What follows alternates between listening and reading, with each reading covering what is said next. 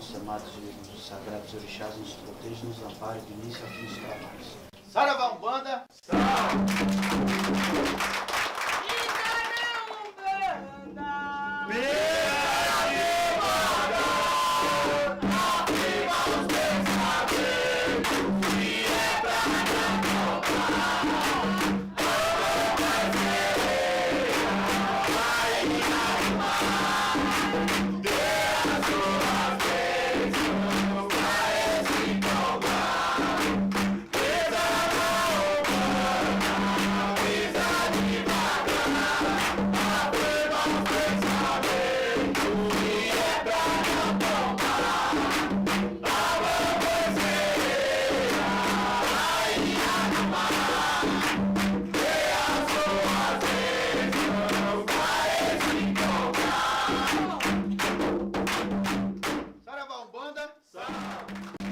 Umbanda é uma religião linda, fascinante, encantadora. A Umbanda é uma religião brasileira, fundada por um brasileiro, Zélio Fernandino de Moraes, no dia 15 de novembro de 1908. A Umbanda é uma religião que pratica única e exclusivamente o bem. Qualquer coisa diferente disso é um engano, não é Umbanda. Umbanda é uma religião, como o nosso irmão Alexandre Comino sempre diz, e nós repetimos aqui na nossa casa, é uma religião que só pode e deve fazer o bem. É uma religião como as outras, tem seus sacramentos, tem seus fundamentos, sacramentos de batismo, casamento, fúnebre, tem os seus fundamentos, a sua liturgia. É uma religião linda de se viver, é uma religião para quem quer aprender, e, enfim, ela transforma. É uma religião que não está aqui para te massacrar, e sim para te transformar numa pessoa melhor.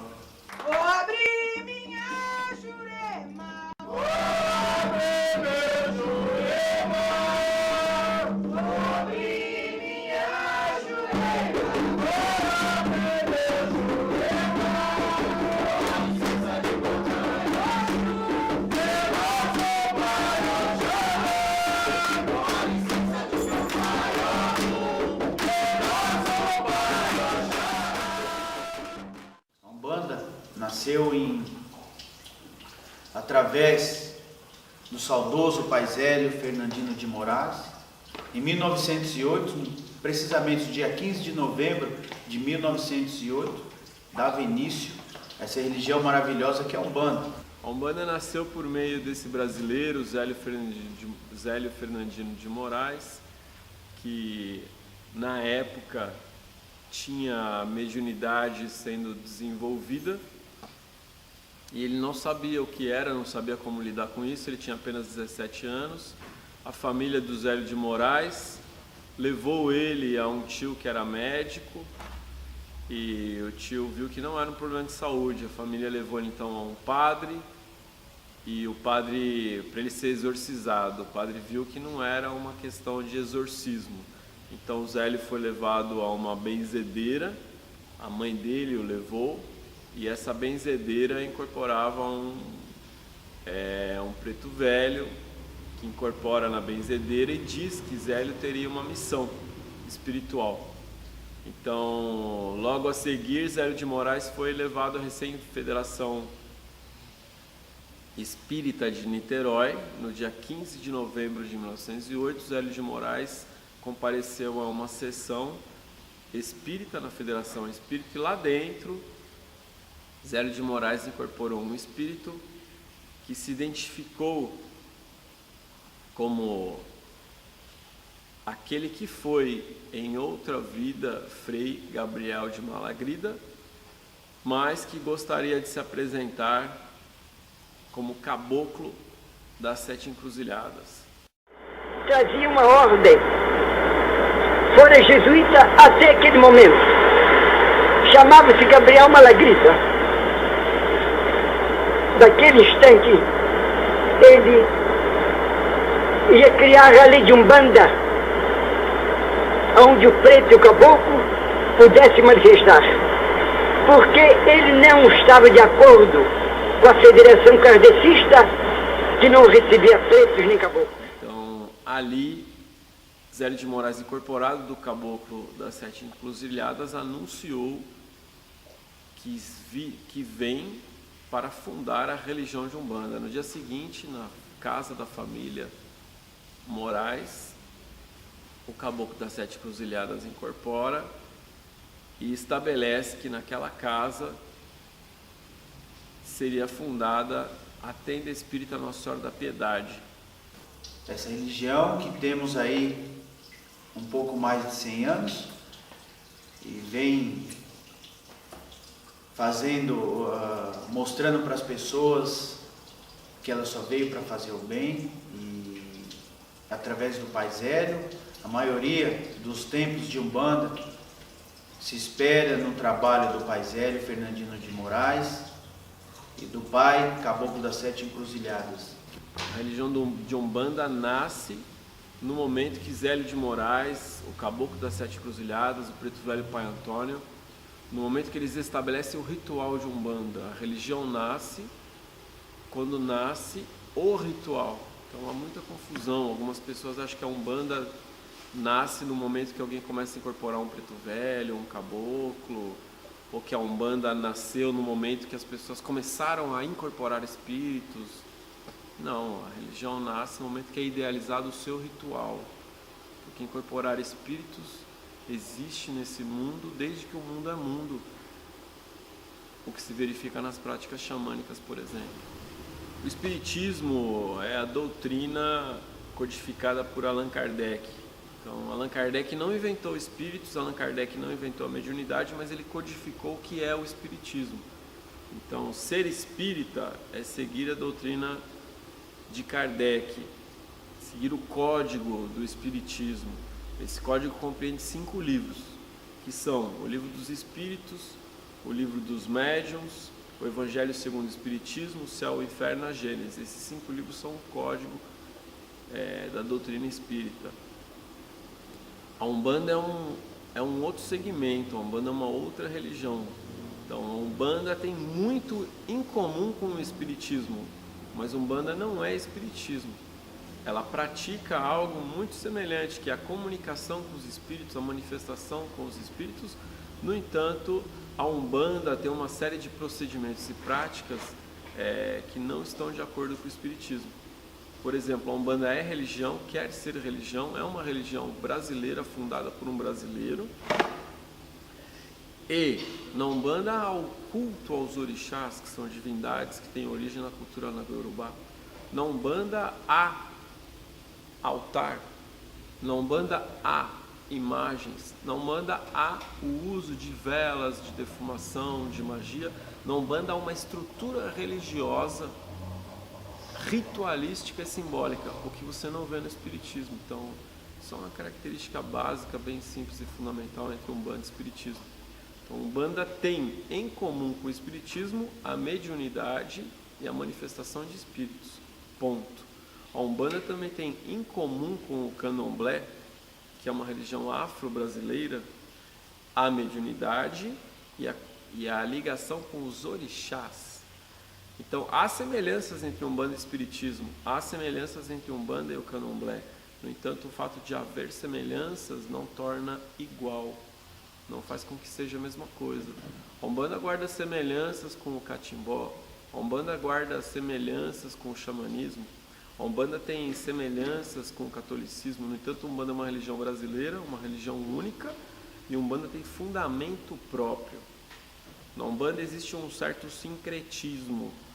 Sincretismo é a união de valores de diferentes culturas, formando um outro valor. No entanto, o grande sincretismo da Umbanda é um espelho do quanto a cultura brasileira também é sincrética. Então, na Umbanda você vê traços da cultura do negro, do índio, do europeu e até do oriental. E babá, atotô, baluaê. Meu pai Oxalá é o rei, venha me valer. Meu pai Oxalá é o rei, venha me valer. Velho Omulu, atotô, baluaê. Na Umbanda há um sincretismo entre os orixás e os santos católicos, onde Jesus é cultuado ao lado de Oxalá por ter as mesmas qualidades. Ogum tem as qualidades de São Jorge, Oxóssi tem qualidades de São Sebastião, Ibeje tem qualidades de Cosme Damião, o Baluaê tem qualidades de São Lázaro, o Mulu tem qualidades de São Roque. Bem, nós vamos falar do sincretismo na Umbanda, é a referência de imagens que nós usamos do catolicismo aos orixás da Umbanda. Nós vamos começar com o nosso amado Pai Oxalá, que sincretiza-se com o nosso amado Mestre Jesus, Pai Ogum com São Jorge, Mãe Oxum, Nossa Senhora da Conceição, Pai Oxóssi, São Sebastião, Pai Xangô, São Jerônimo, Mãe Iemanjá, Nossa Senhora dos Navegantes, Pai Obaluaê com São Lázaro. Falei dos orixás universais, vamos partir para os orixás cósmicos. Mãe Logunã, que é o Oiatempo, Mãe Logunã, que é o Oiatempo, é Santa Clara. Pai Oxumaré, São Bartolomeu. Aí nós vamos para Mãe Ansã, que é Santa Bárbara. Vamos para Pai Omulu, São Roque. Nanamburuque, Santana. Mãe Obá, nós sincretizamos com Joana d'Arc. Mãe Egunitá, que nós, dentro da Umbanda, era um orixá que hoje não é cultuada mais como Mãe Egunitá, e sim como Mãe Oroiná, que sincretiza com Santa Sara Kali. E assim por diante. Então esse é um sincretismo de santos e orixás. A Umbanda também não inventou esse sincretismo, ele já existia antes do nascimento da Umbanda, quando os escravos iam cultuar os seus orixás. Como isso era uma prática proibida, porque o país era oficialmente católico antes da República. Então, como não se podia cultuar orixá, em muitas regiões do Brasil você via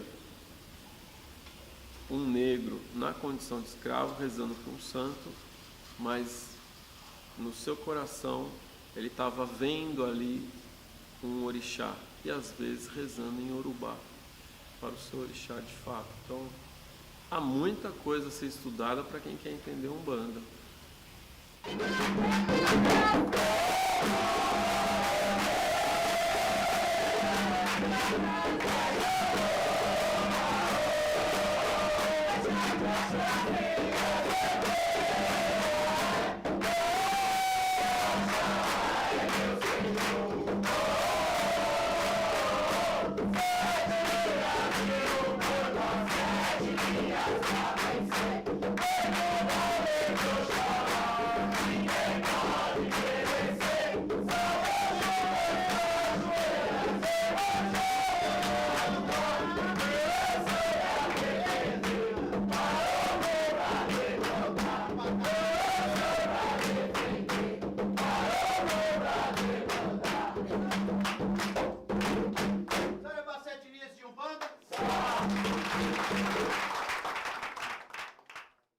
Explico essas linhas por meio dos orixás, dizendo que é a linha, ou a vibração, ou a energia de Oxalá.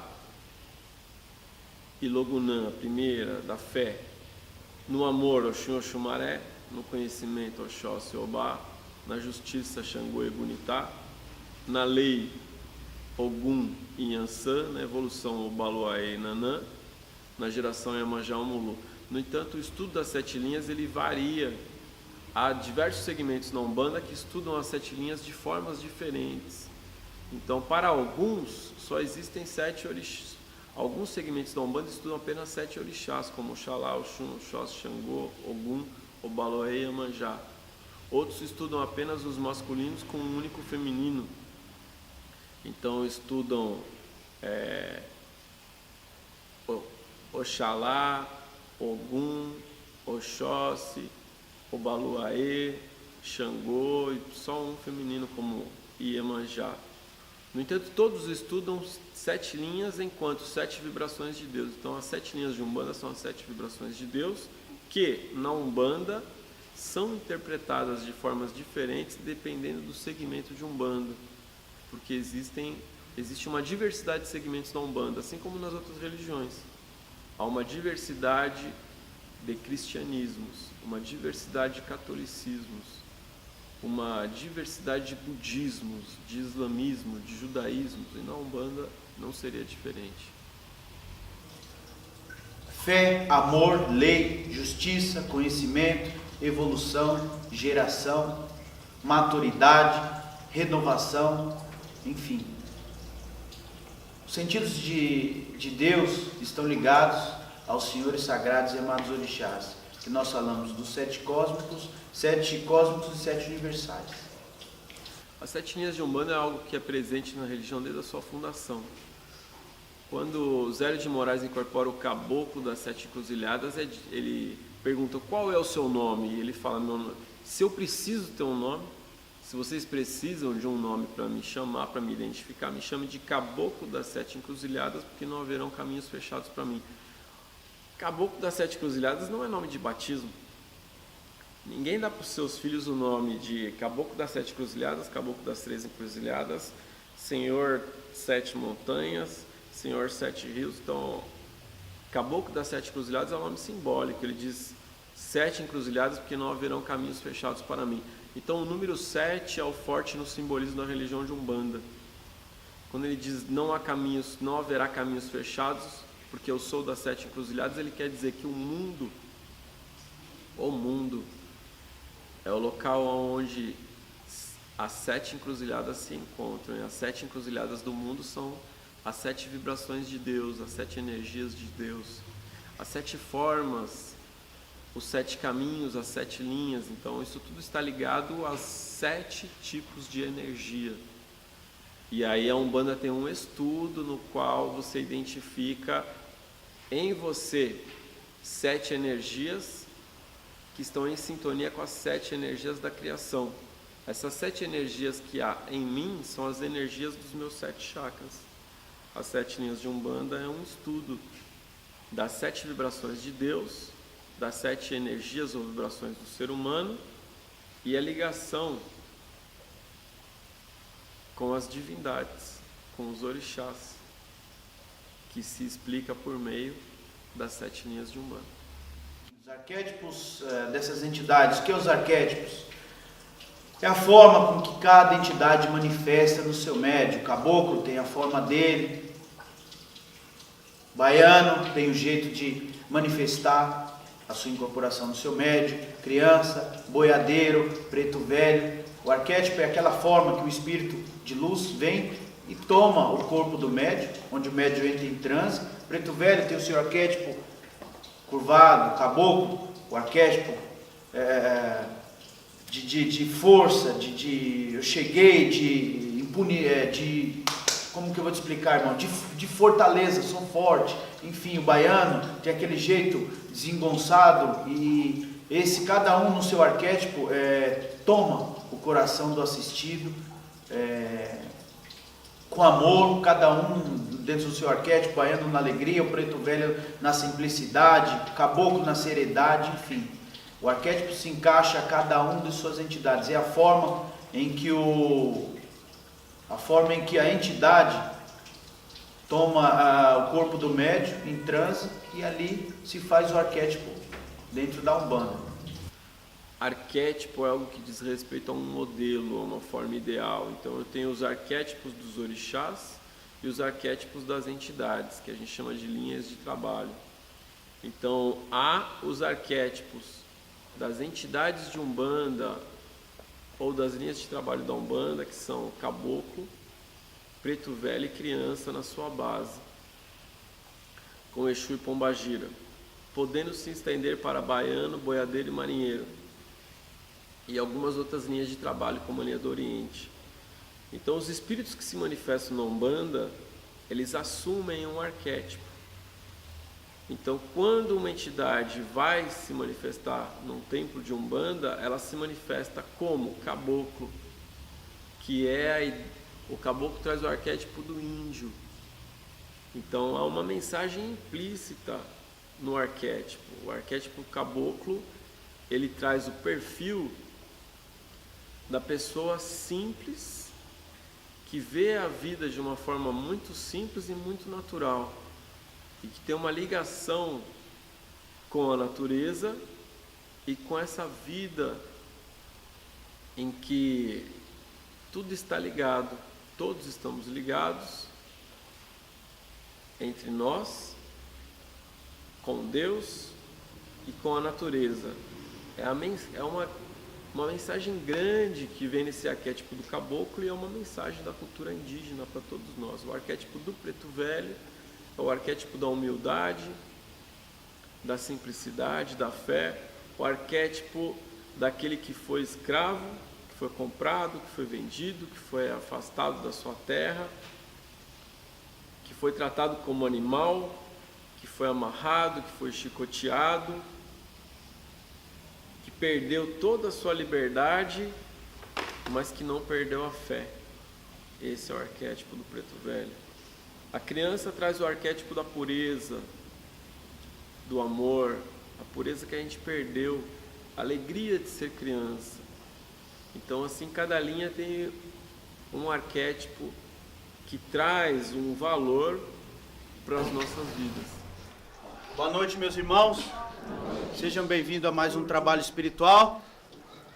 Sejam bem-vindos à Sagrada Umbanda. A Umbanda é uma religião, portanto só pode e deve se fazer o bem.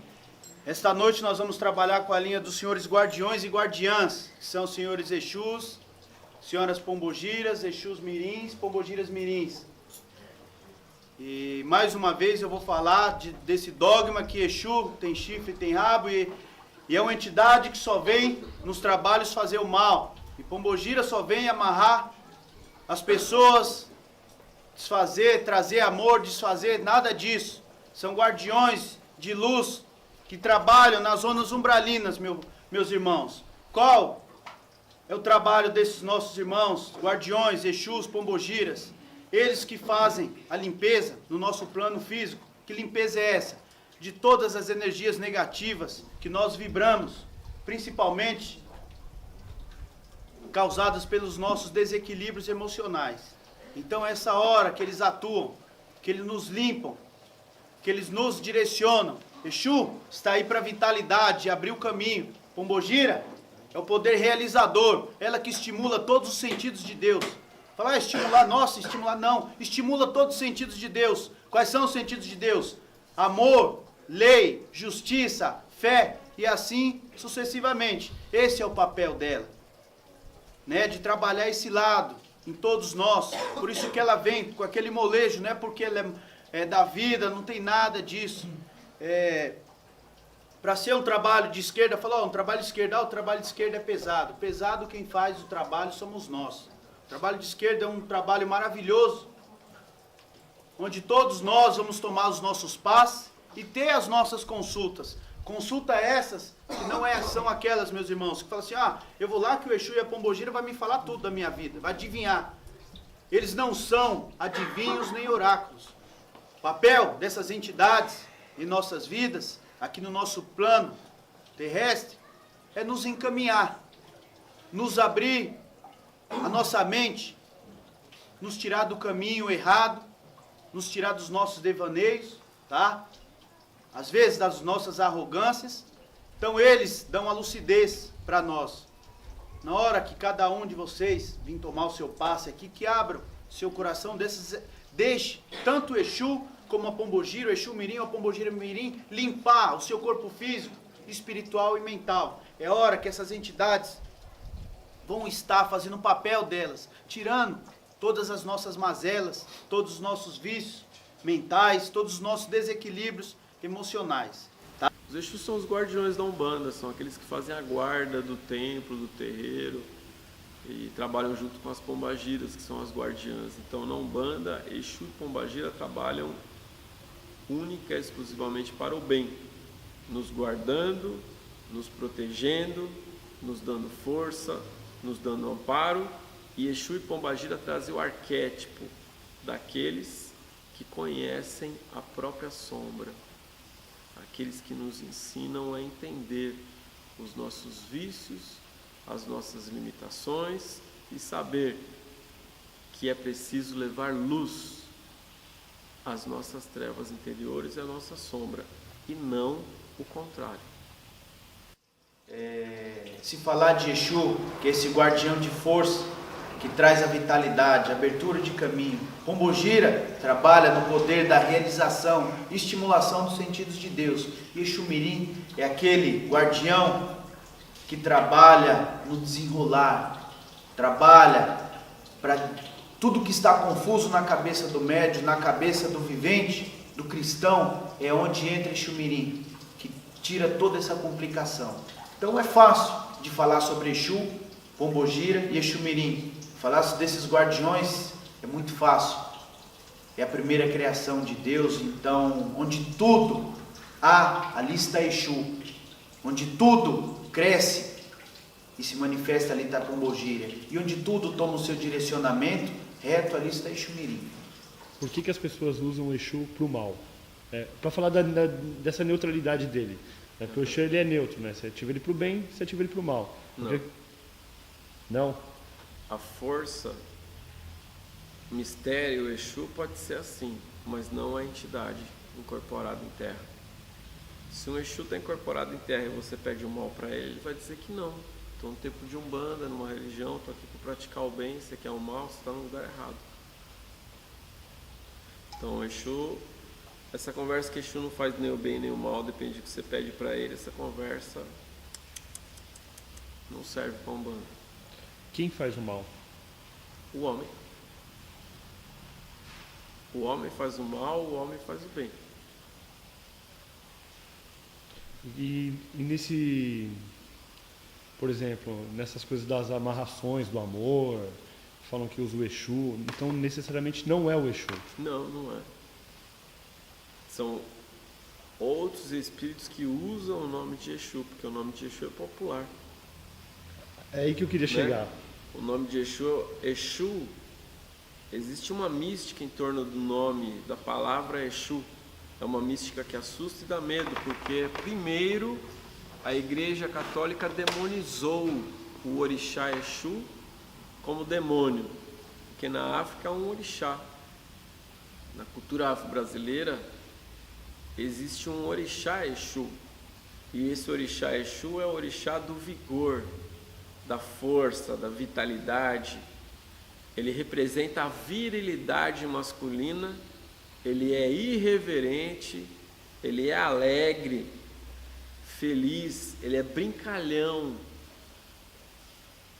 E tão alegre, tão brincalhão, tão viril, e numa comunidade africana onde não se usa roupa, assim como o índio não usa roupa, em algumas comunidades, a virilidade de Exu exposta e ereta para a Igreja Católica é coisa do diabo. No entanto, a virilidade de um homem é coisa da natureza humana e não do diabo. E Exu representa essa virilidade, o orixá Exu representa essa virilidade, essa força. Então o orixá Exu foi demonizado. Na Umbanda tem a entidade Exu, que são os nossos guardiões. E a simbologia da entidade Exu é a lei na Umbanda. Mas ele traz uma força viril, porque traz uma força masculina. Então vem esse peso da demonização em cima de Exu. E há segmentos religiosos que afirmam que Exu é o mal. E no passado muita gente usou o nome de Exu para praticar o mal. E há quem faça magia negativa usando o nome de Exu. Então o nome de Exu é muito popular, é muito forte, as pessoas se assustam, têm medo. Então, às vezes, se usa o nome de Exu para fazer o mal, mas está errado. Exu orixá não faz o mal, Exu entidade não faz o mal. Então, há espíritos, há forças, há entidades negativas e trevosas que usam o nome de Exu para fazer o mal. Por quê? Porque o nome de Exu é popular, porque dá ibope, porque assusta, dá medo, porque o ignorante acha que é assim.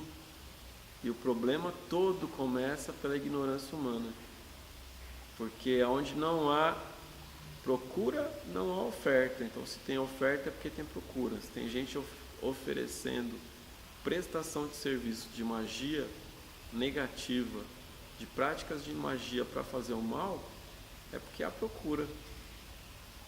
Então, a demanda nasce desse movimento entre procura e oferta para fazer o mal, que é simplesmente a ignorância humana, porque fazer o mal é muita ignorância. Todo mal que você faz para o próximo volta para você. E Exu, quando está incorporado num templo de Umbanda, ele está ali para te explicar isso, e não para deixar você afundar mais ainda na lama. Então, Exu na Umbanda é para fazer o bem. Alguns diferenciam isso dizendo que é Exu de lei e Exu que não é de lei. Só que para nós aqui Exu é um só, é sempre de lei. Se não é de lei, tem alguém te enganando. Pai nosso Criador, amado Pai Olorum, vos peço a vossa licença, a vosso amparo divino, do Senhor, dos senhores sagrados e amados orixás, dos seres encantados da natureza, os caboclos, índios e pretos velhos.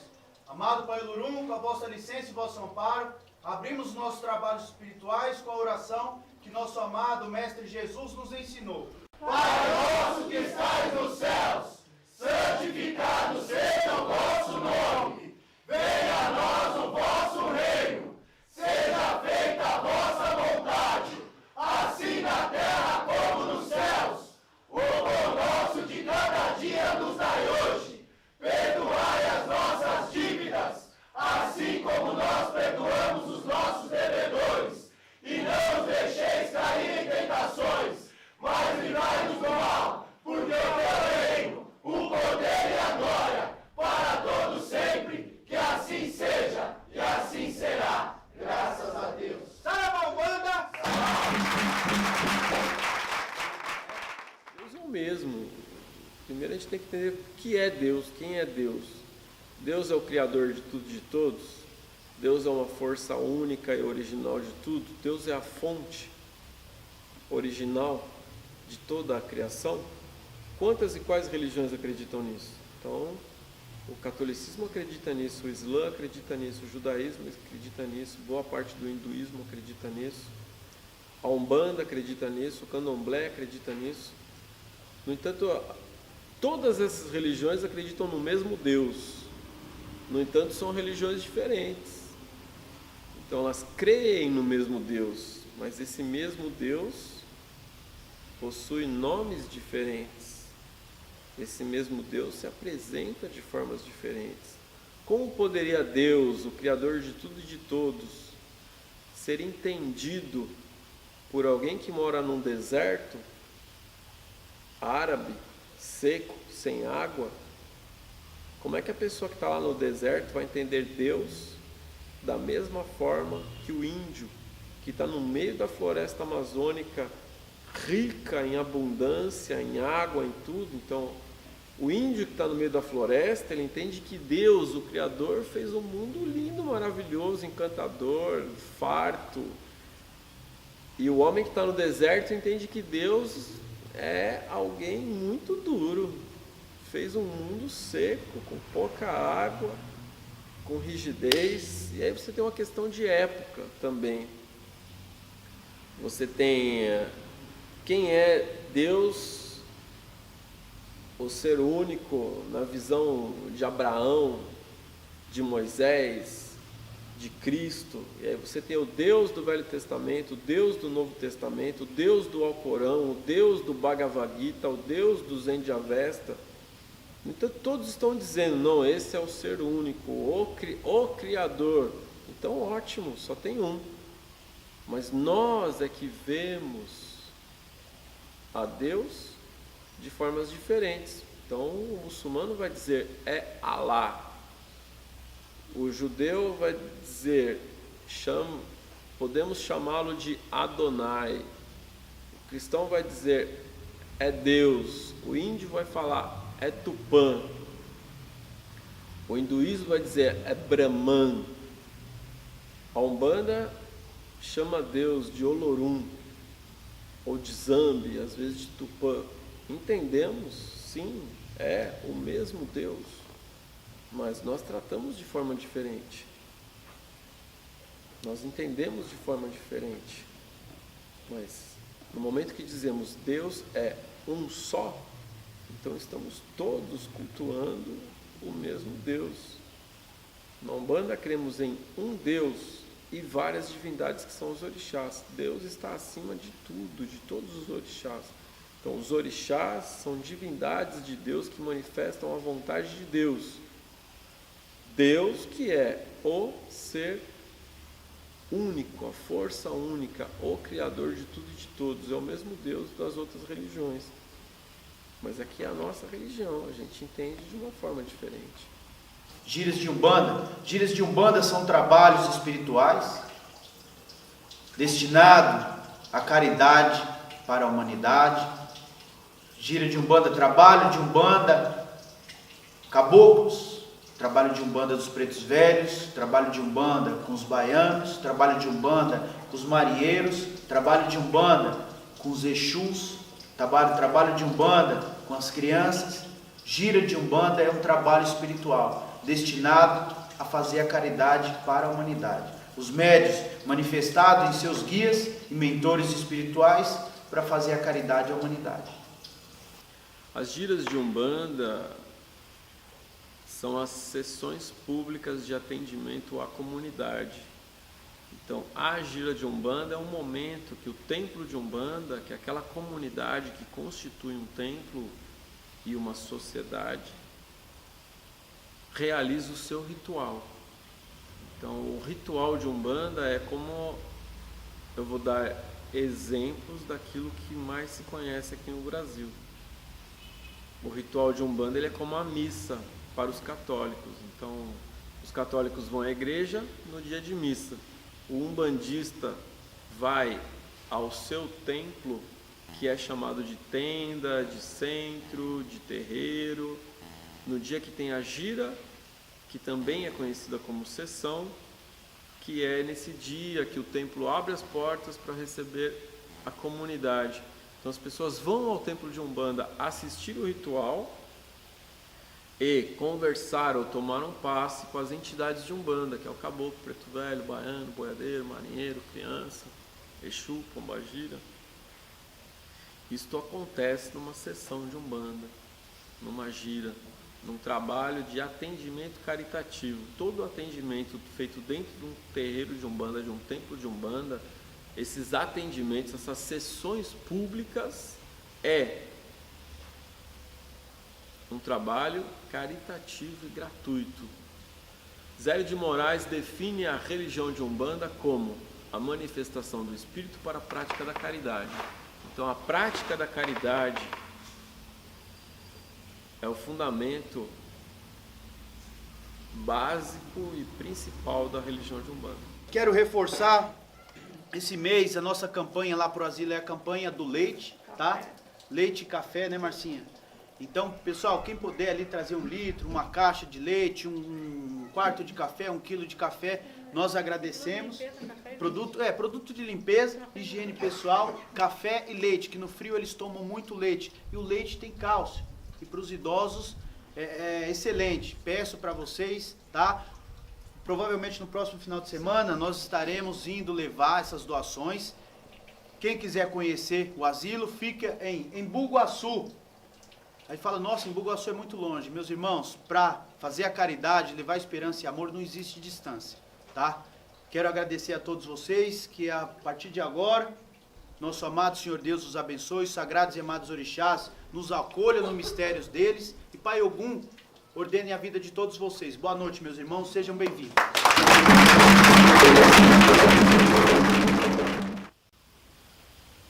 Dogma.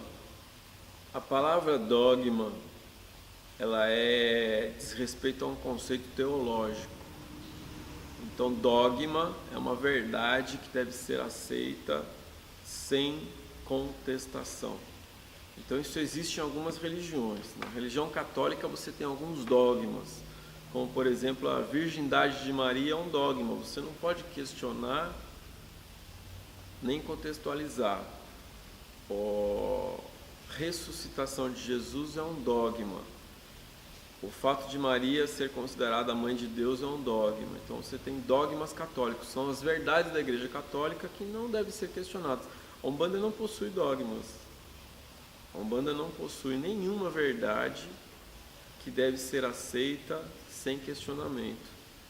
Mas alguns umbandistas assumem certos dogmas para a sua vida, como não acender vela com isqueiro, só acender com fósforo, não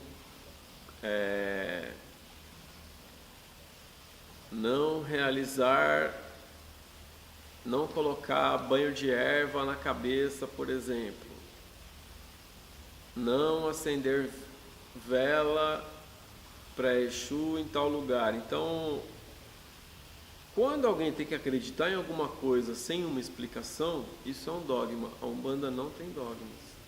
Dentro dessa limitação, meus irmãos, da inteligência humana, se cria esses dogmas, como eu falei, que Exu tem chifre e rabo, Pombogira é mulher da vida.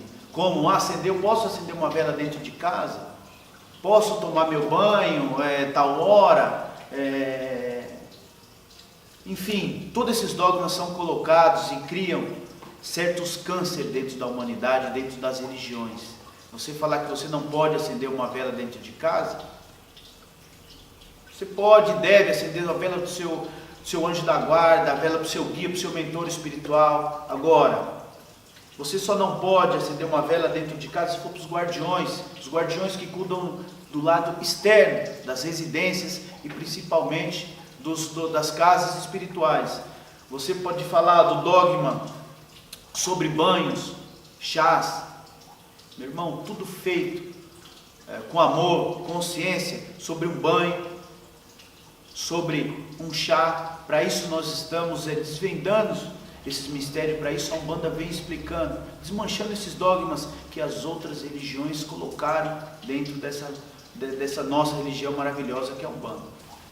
Então, se alguém diz para eu não pôr banho de erva na cabeça, tem que explicar. Se alguém diz para eu não acender uma vela com isqueiro, tem que explicar. Se alguém diz que a vela de Exu tem que estar dentro ou fora de casa, tem que explicar por quê.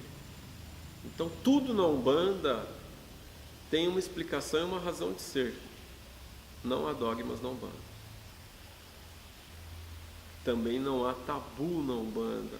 Tabu é uma palavra que descreve um assunto interditado, aquilo que não pode ser dito, que não pode ser falado, que não pode ser comentado. Isso é um tabu. A Umbanda não possui tabu. A Umbanda também não possui preconceito de forma nenhuma. Então, a Umbanda é uma religião livre e aberta, e é uma religião que deve acompanhar a evolução da humanidade. Conforme a humanidade evolui nos seus conceitos, conforme a humanidade se transforma nos seus valores, a Umbanda acompanha essa transformação, essa mudança e essa evolução. A Umbanda é uma religião em constante transformação também, assim como o ser humano. Entrei na cachoeira, deixei a água me banhar, energias me envolveram, vi Exu se aproximar, a magia tomou forma, sua beleza me encantou, com uma coroa de lírios, sorrindo ela me batizou. Bem, falar de oferenda na Umbanda é muito simples. Oferenda é a forma que você mostra a sua fé, que você oferenda com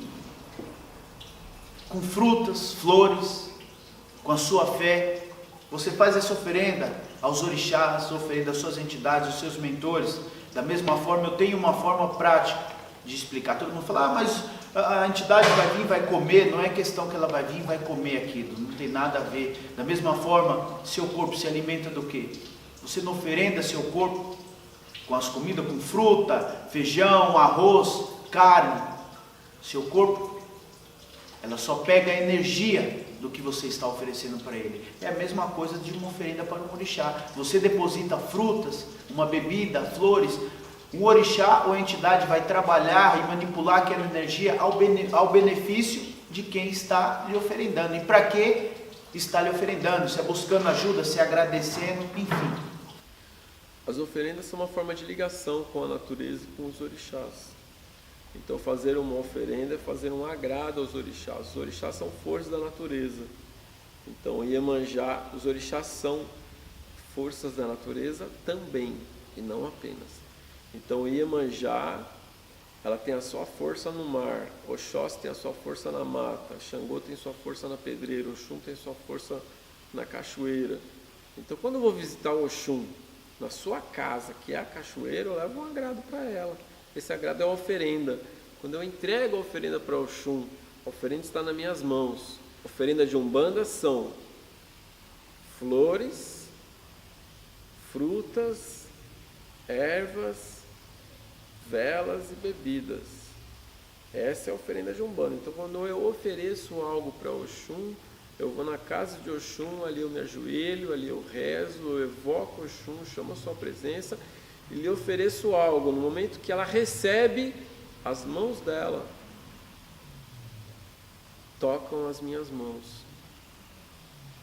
porque eu ofereci algo e ela veio receber. Então no momento que ela recebe a minha oferenda, eu sou tocado por Oxum.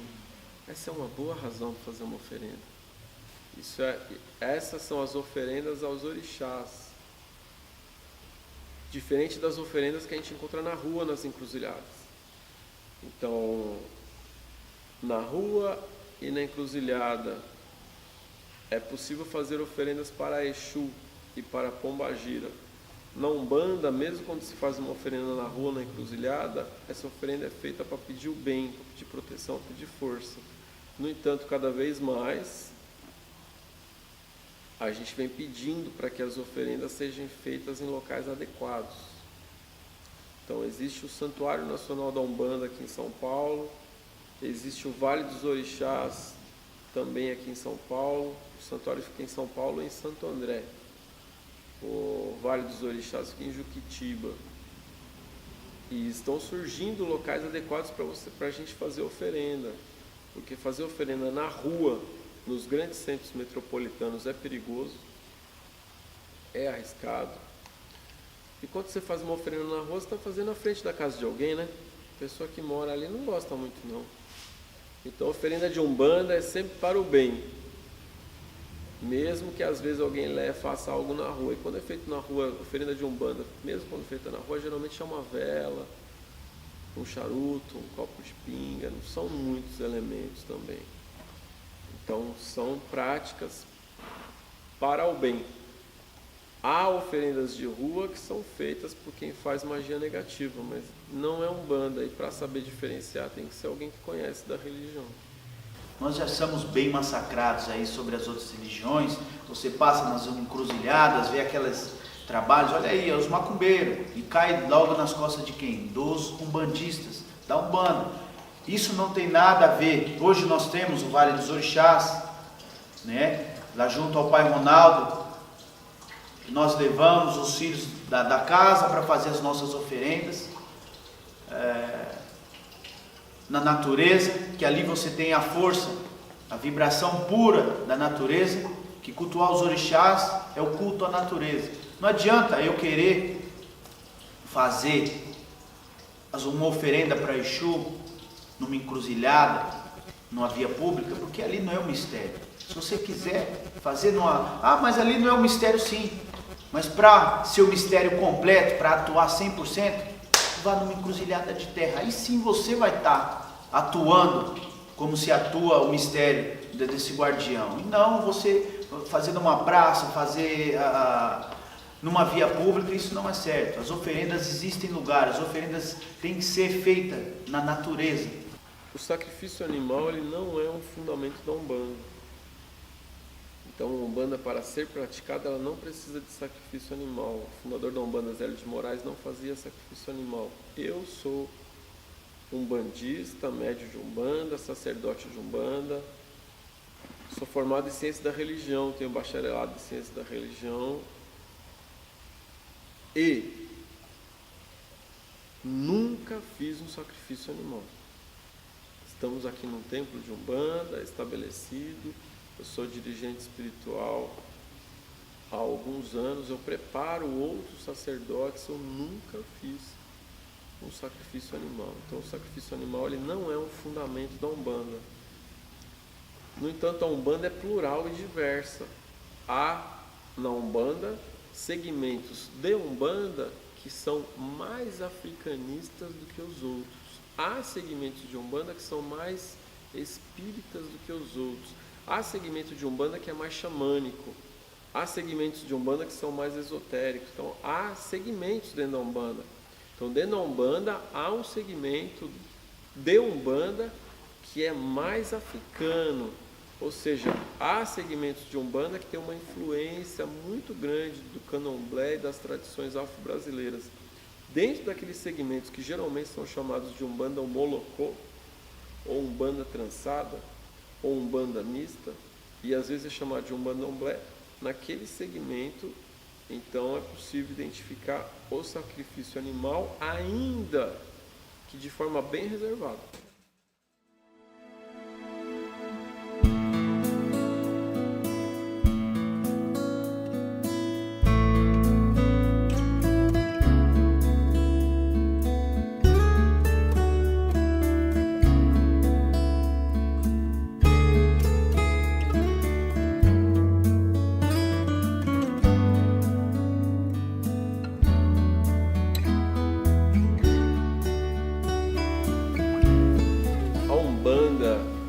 Religião libertadora. Então ela nos ensina principalmente a nos libertar de nós mesmos, das nossas amarras, dos nossos vícios, do que nos oprime, do que nos causa dor e sofrimento. E nesse caminho, a doutrina de Umbanda é: seja feliz, encontre a sua felicidade. Essa é a doutrina mais forte dentro da religião de Umbanda. Seja você mesmo. Encontre a sua verdade. Viva para isso, para a sua verdade. Com fé, amor, com equilíbrio, com disciplina. Cresça com isso e renasça a cada dia um ser humano melhor.